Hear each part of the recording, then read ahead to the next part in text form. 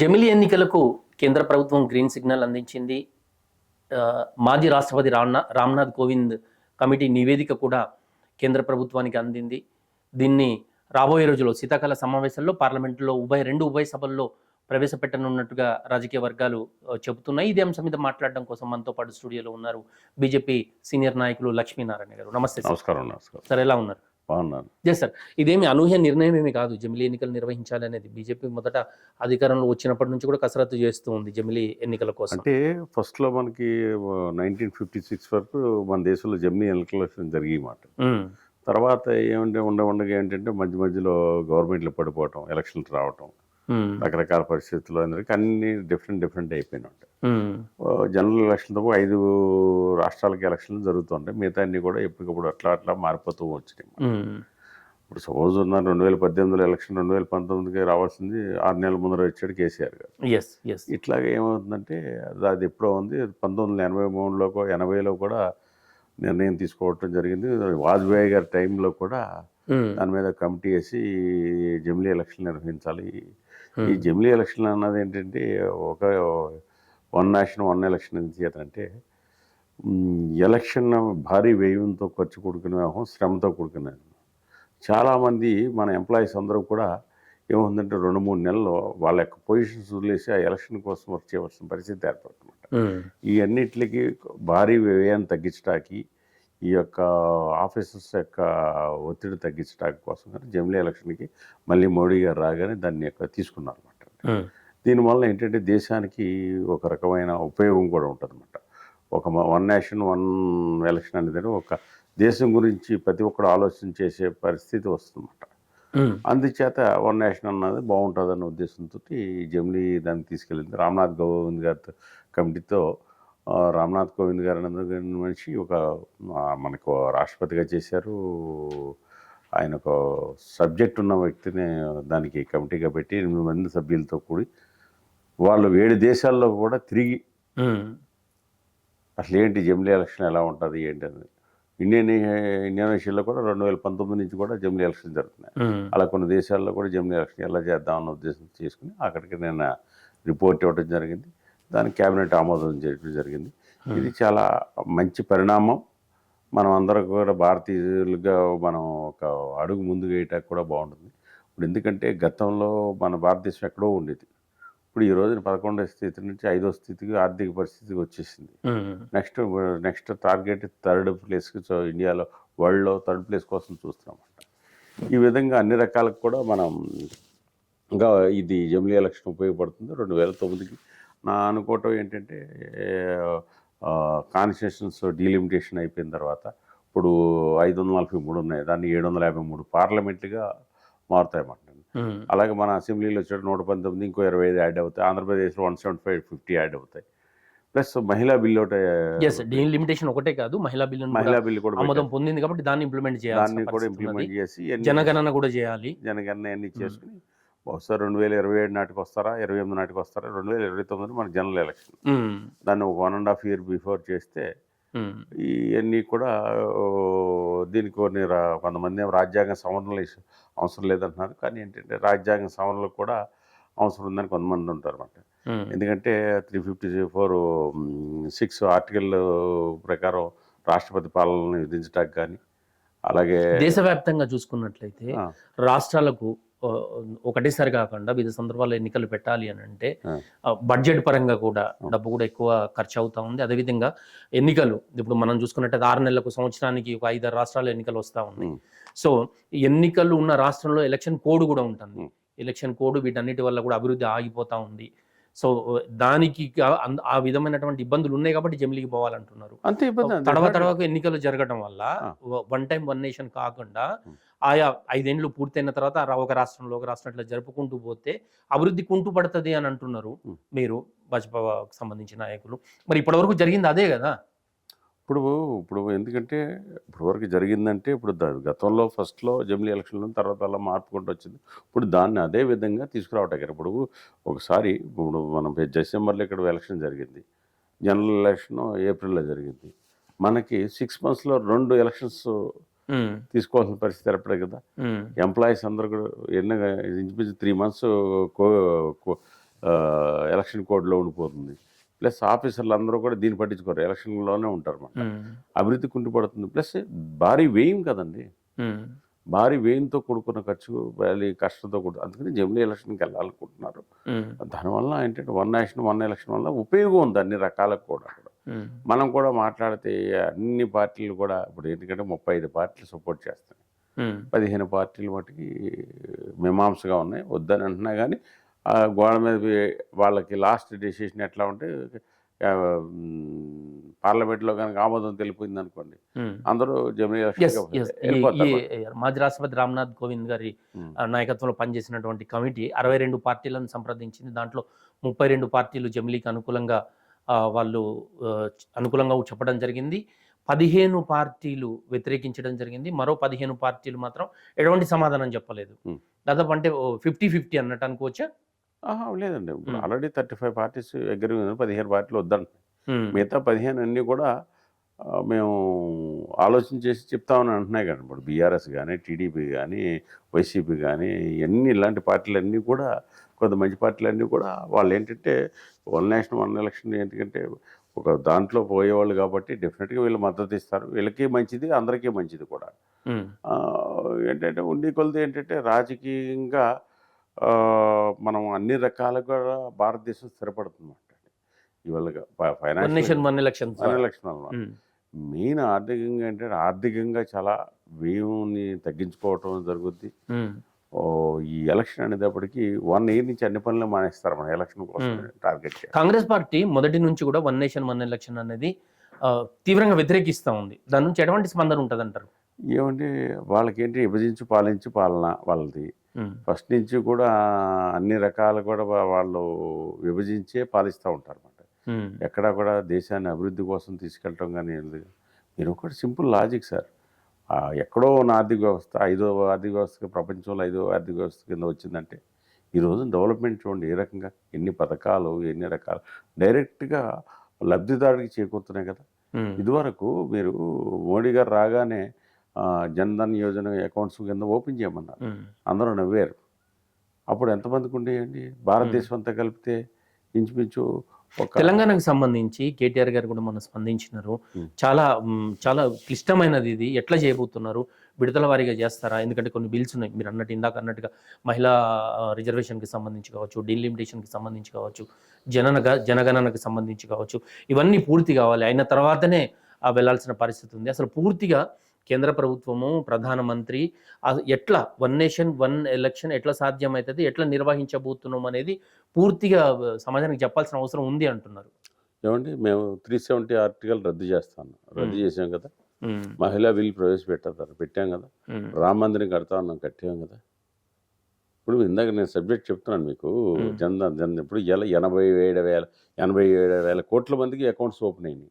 అంతకుముందు అంతకాలం 18 కోట్ల అకౌంట్స్ లేవు ఇండియాలో. ఎంత దౌర్భాగ్యం అండి. ఇప్పుడు ప్రతి ఊళ్ళో యూపీఏ, చిదంబరం చాలా ఎగతాళిగా మాట్లాడి యూపీఏ వాడు వాడతాడు. ప్రపంచంలో యూపీఏ వాడిది మనొక్క దేశమే.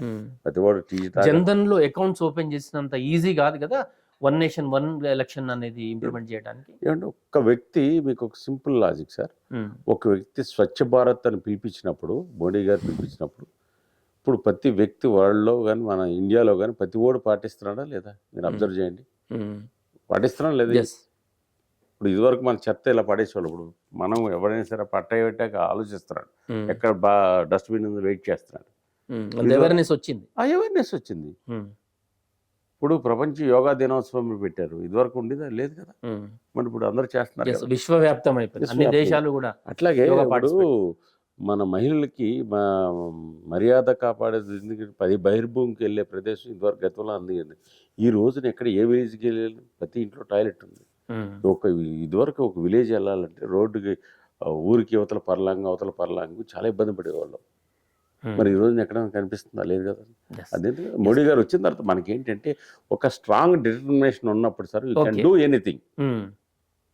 ఒక బలమైన నిర్ణయం తీసుకున్నప్పుడు ఖచ్చితంగా దాన్ని ఇంప్లిమెంట్ చేసేటందుకు అన్ని రకాలుగా చూసుకుంటూ అన్ని రకాలుగా చేసుకుంటూ ముందుకెళ్లే పరిస్థితి. సార్ ఇంకొకటి sir, one nation one election నిర్వహిస్తే ప్రాంతీయ పార్టీల ఉనికి ప్రశ్నార్థకం అయిపోతుంది, ఇవి కనుమరుగయ్యే పరిస్థితి వస్తుంది అని చెప్పి కొంతమంది రాజకీయ విశ్లేషకులు చెప్తూ ఉన్నారు. దాంట్లో ఎంతవరకు నిజం ఉంది?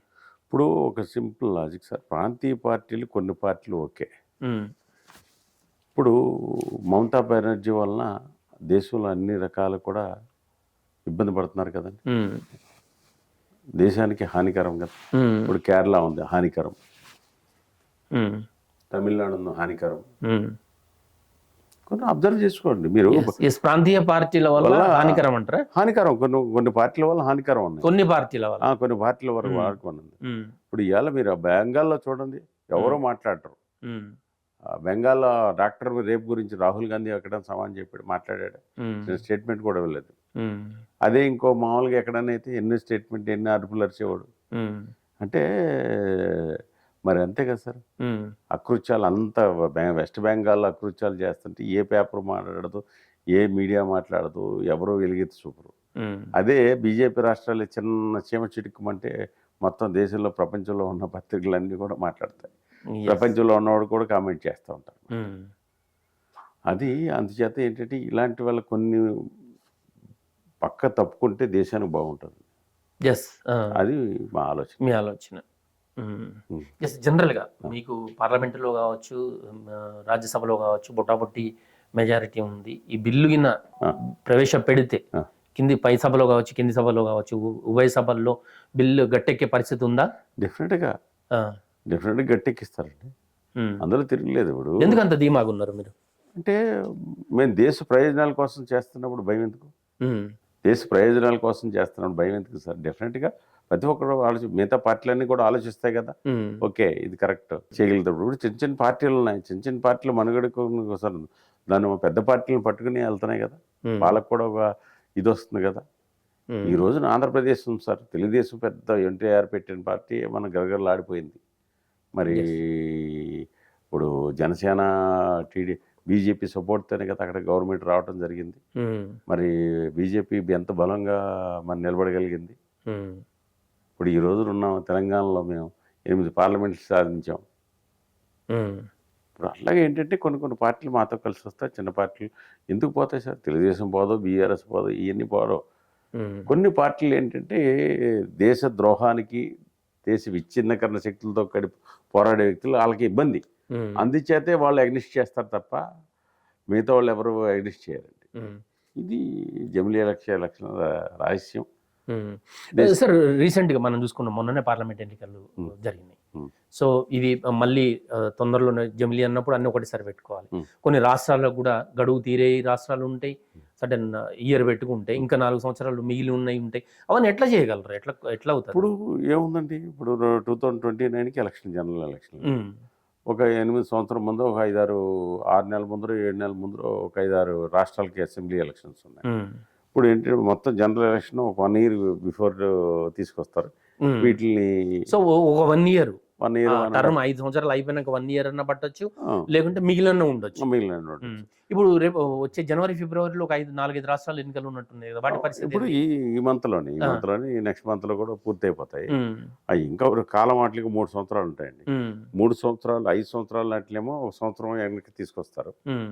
3 సంవత్సరాల్లో ఉన్న వాళ్ళని 1 సంవత్సరం ముందర జరిపి దాన్ని సంథింగ్ అన్ని చూసి న్యాయ నిపుణుల ప్రకారం, అన్ని పార్టీల యొక్క అభిప్రాయం ప్రకారం దాంతో ముందరికి వెళ్తారు.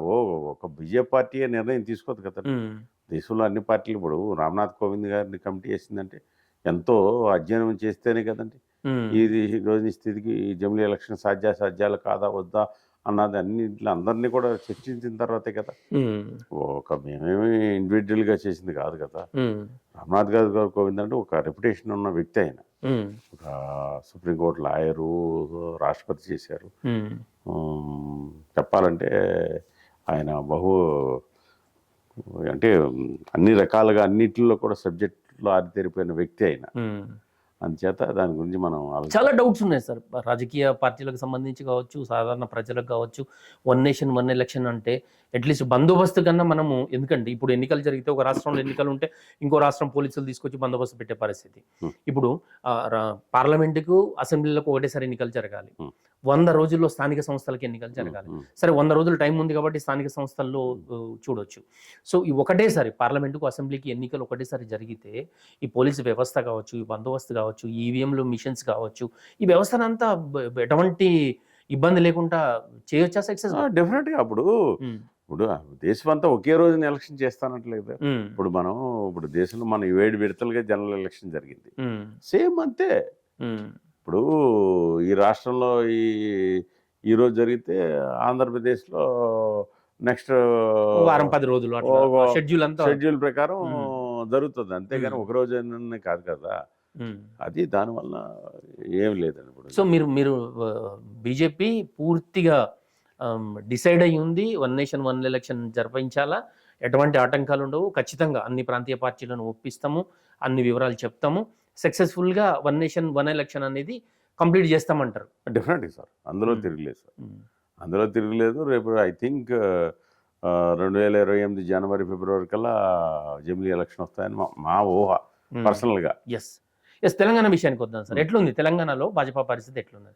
ఇప్పుడు భాజపా పరిస్థితి అంటే అసెంబ్లీ మీద పార్లమెంట్లో పుంజుకున్నాం, 8 పార్లమెంట్లు గెలుచుకున్నాం, 8 అసెంబ్లీలు గెలిచాం. కానీ ఏంటంటే 25-30 అసెంబ్లీల దాకా గెలవాల్సిన పరిస్థితి ఉంది.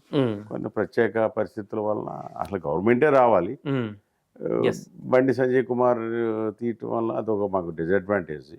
దానివల్ల ఒక 8 సీట్లు గెలిచాం, కానీ ఇంకొక 10-15 సీట్లు గెలిచవలసిన పరిస్థితి ఉంది. కొన్ని ఇప్పుడు అన్నీ కూడా ఒకే రకంగా ఉండవు కదా, దాన్ని రీకలెక్ట్ చేసుకుని పార్లమెంట్లో 8 సీట్లకు వచ్చాము. 8 సీట్లు అంటే 8 సీట్లు రావడం అనేది గొప్ప విషయం. అలాగే ఇంకో 2-3 సీట్లో కూడా సెకండ్ ప్లేస్లో ఉన్నాము. వీటిలో మ్యాక్సిమం మిగతా అన్నింటిలో సెకండ్ ప్లేస్లో ఉన్నాము. మరి ఇది గతంలో మాకు డిపాజిట్లు రాని, ఇప్పుడు అన్ని డిపాజిట్లు వచ్చి లక్షల ఓట్లు కొలగొట్టామంటే అది భారతీయ జనతా పార్టీ నెక్స్ట్ గవర్నమెంట్కి రావడానికి సన్నహితంగా ఉన్నది అని ఒక ప్రజలకి సంకేతం వెళ్ళింది. అలాగే ఇప్పుడు కాంగ్రెస్ మీద ఉన్న వ్యతిరేకతతో రేపొద్దున మేము డెఫినెట్గా గవర్నమెంట్ ఫామ్ చేస్తాం. ఎస్, ఏపీలో ఉన్నట్టుగా ఇక్కడ మీరు ముగ్గురు కలిసి వెళ్తారా, జనసేన, తెలుగుదేశం పార్టీ, బీజేపీ? అది పై వాళ్ళ యొక్క నిర్ణయం మీద ఆధారపడి ఉంటుంది. అక్కడ ఒక్కొక్క స్టేట్కి ఒక రకంగా స్ట్రాటజీ ఉంటుంది. ఇప్పుడు అక్కడ పాటించవలసిన ఇక్కడ పాటించాలని లేదు, ఇక్కడ పాటించవలసిన అక్కడ పాటించాలని లేదు. అక్కడంటే మనం సక్సెస్ అయింది. రేపొద్దున కూడా ఫస్ట్ ఏంటంటే ఇనీషియల్గా రేపొద్దున జిహెచ్ఎం సెలక్షన్లో చూసుకుంటే కలిసి ఇక్కడ ఏంటంటే పవన్ కళ్యాణ్ అభిమానులు ఉన్నారు, అలాగే తెలుగుదేశం పాత క్యాడర్ కూడా ఉంది, కలిసి వెళ్తే బాగుంటుంది. కానీ వాళ్ళకు కూడా తగినంత సీట్లు ఇవ్వాలి, వాళ్ళు కూడా అలాగే వచ్చి ఇక్కడ అంటే పూర్తిగా అక్కడ ఆంధ్రప్రదేశ్కే నిమగ్నం అయిపోయినారు కదండి చంద్రబాబు నాయుడు గారు కానీ పవన్ కళ్యాణ్ కానీ. ఇక్కడ కూడా వచ్చి ట్రిప్ తిరుగుతూ ఉంటే జనాల్లో వచ్చి ఉంటుంది. మీకు గ్రామ స్థాయిలో క్యాడర్ ఉందా సార్ భాజపాకు తెలంగాణ? డెఫినెట్గా ఉంది సార్, ఉన్నమాలనే కదా సార్. ఇప్పుడు పార్లమెంట్కి అంతా ప్రతి విలేజ్లో కూడా మాకు సింగిల్ డిజిట్లో ఉన్న ప్రతి బూత్లో డబుల్ డిజిట్, ట్రిపుల్ డిజిట్ తీసుకొచ్చాం కదండి చాలా బూత్లో కూడా, అన్ని బూత్లో కూడా. ఒక వర్గం వారిదే భారతీయ జనతా పార్టీ అనే వాళ్ళకి ఏం చెప్తారు? ఎందుకంటే ఒక వర్గం అని ఎందుకు అనుకుంటున్నారు మీరు? ఇప్పుడు మేము ఇక్కడ వర్గం అంటే ఏ వర్గం అని మీరు నిర్ణయించుకుంటున్నారు?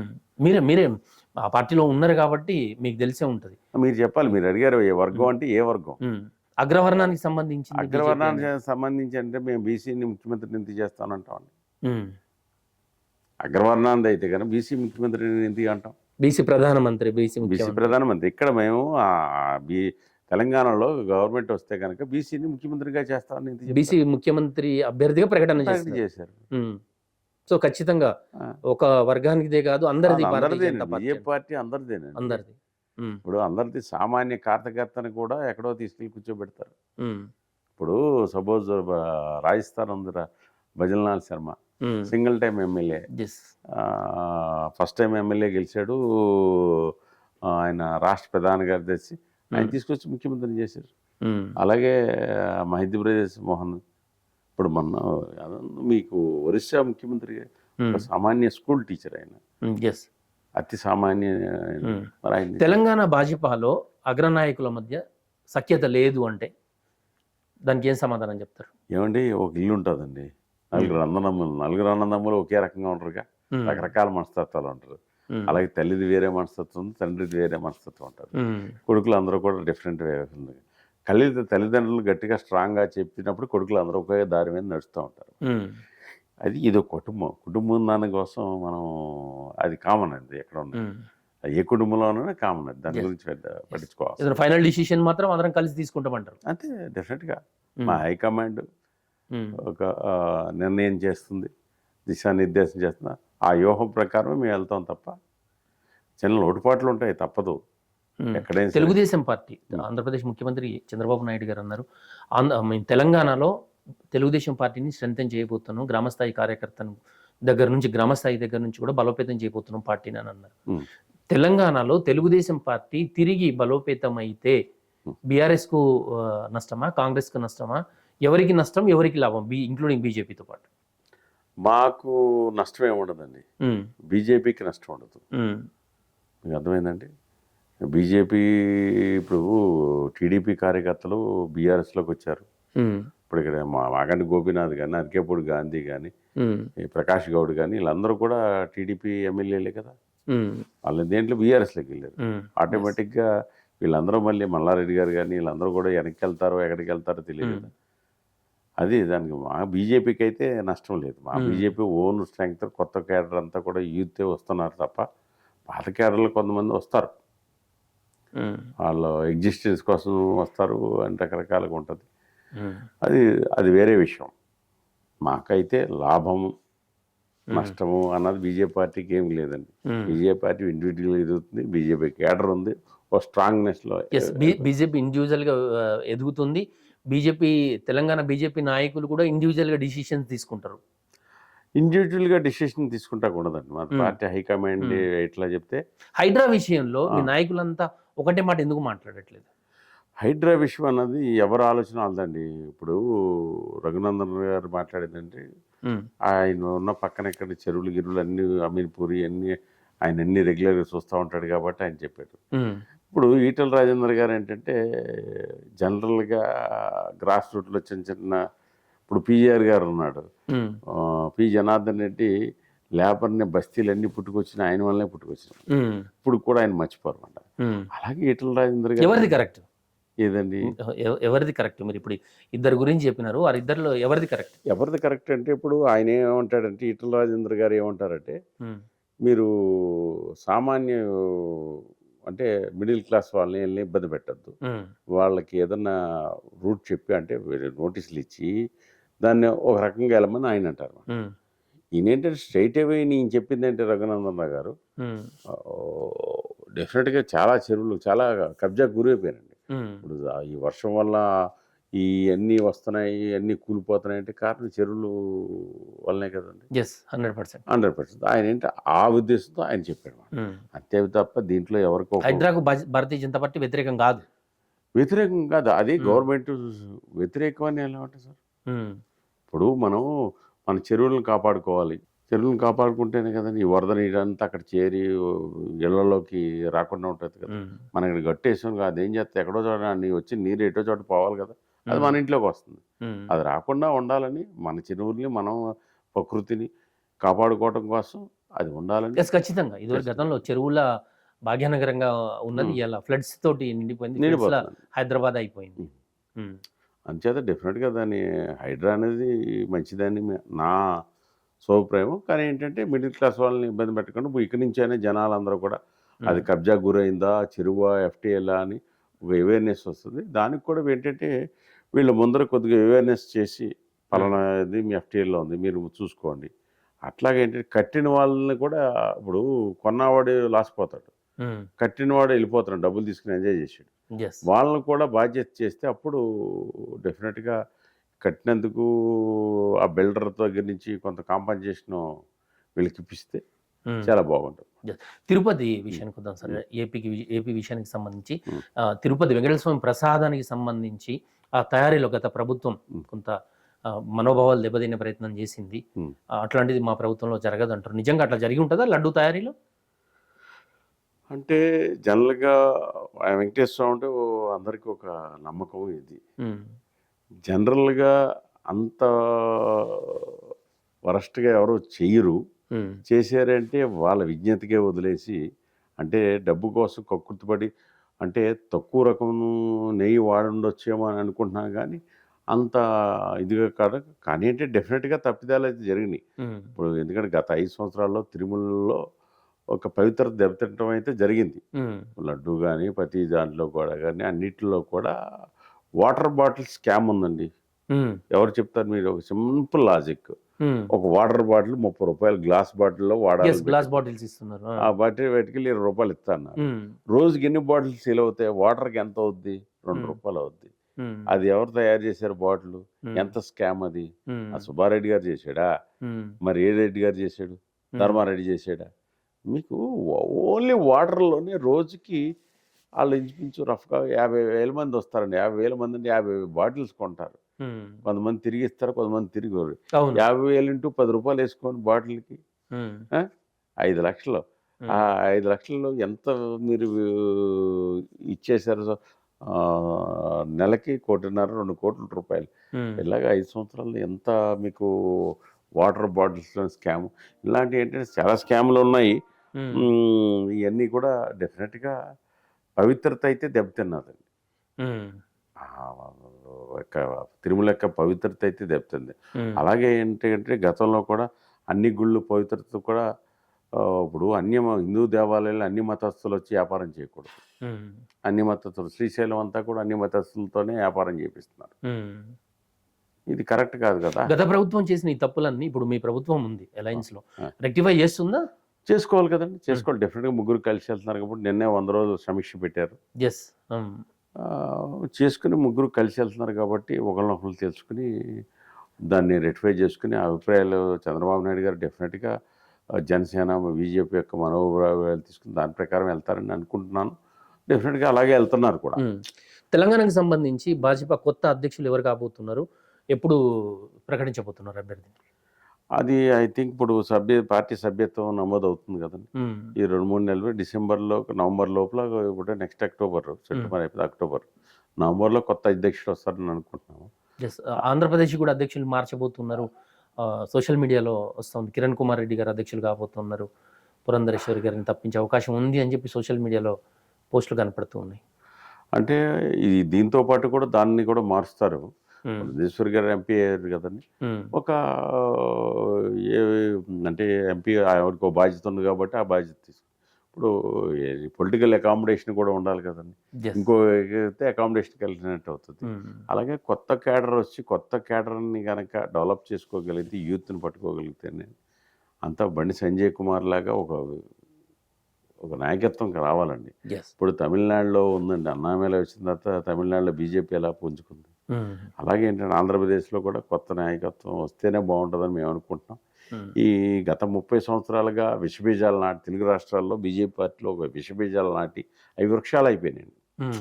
కొంతమంది వ్యక్తులు విషబీజాలు అంటే నలుగురికే పరిమితం, అట్లాగే పరిమితం అన్నట్టు చేసేసారు తప్ప కొంతమంది ఉన్నారండి, ఆ కౌన్సిలర్కి కూడా గెలవలేడు, కూడా ఒక వ్యక్తి కూడా రాడు. అలాంటి వాళ్ళకి బాధ్యతలు ఇస్తే పార్టీ ఎలాగా అవుతుందని సామాన్య కార్యకర్తలు డిస్కస్ అవుతూ ఉంటుంది. అది ఒక్కోసారి బాధ వేస్తూ ఉంటుంది మాకు.